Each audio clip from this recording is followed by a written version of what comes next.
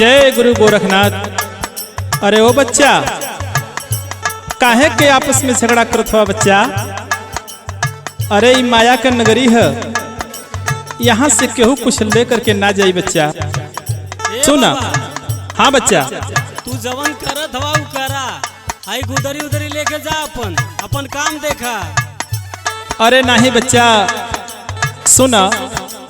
अच्छा सुनावा, सुन ली हल जाए। छोड़ के पिजड़ा एक दिन उड़ जाई तोता, छोड़ के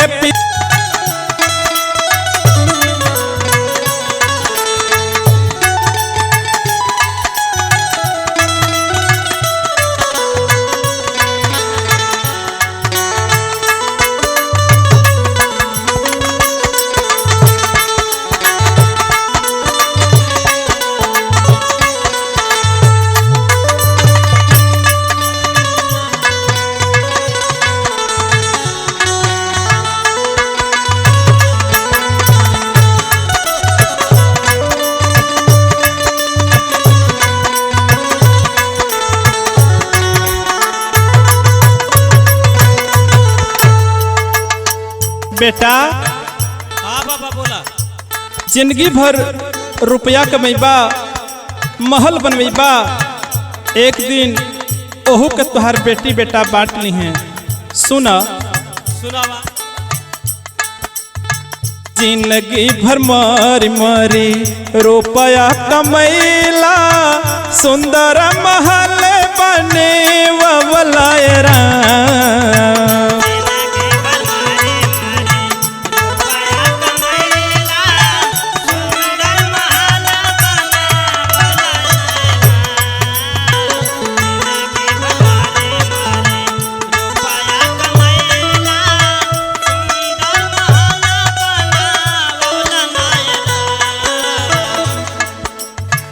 बनला पर बेटी बेटा ली है सब बाटी,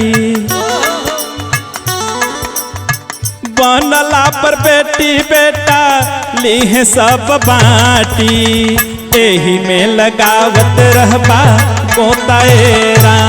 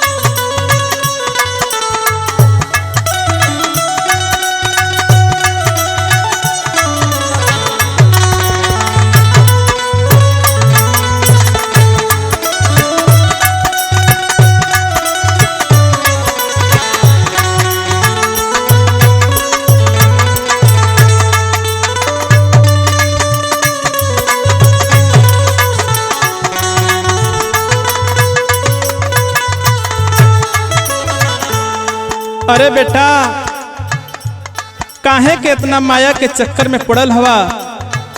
बड़े भाग से मानव को तन मिलल बा। ए बाबा।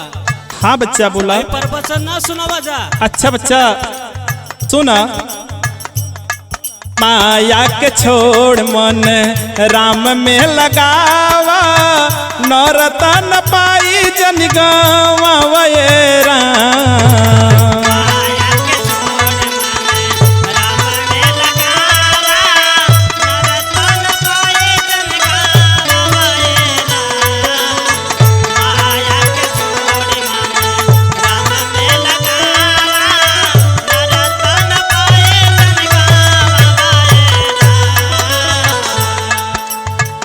आखिरी में मिली जई है मटी में माटी। सुना बच्चा।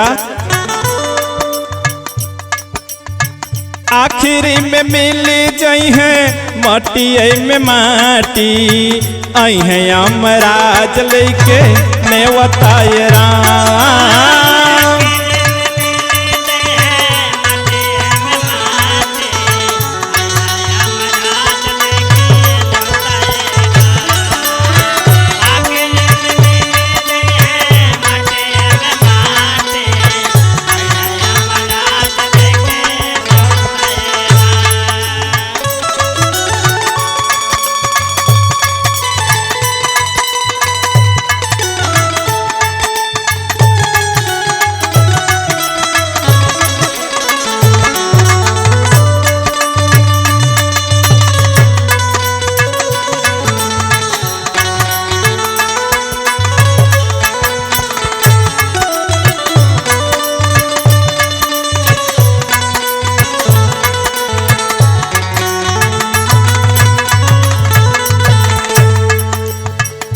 ए बच्चा हाँ बाबा इतना घमंड में ना रहल जला।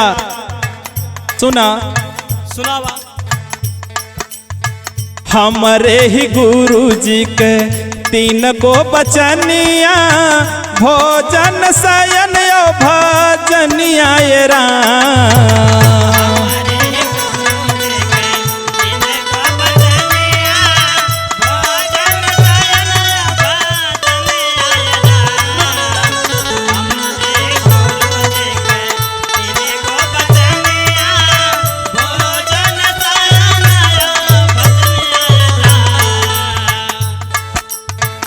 राख होई जइबा एक दिन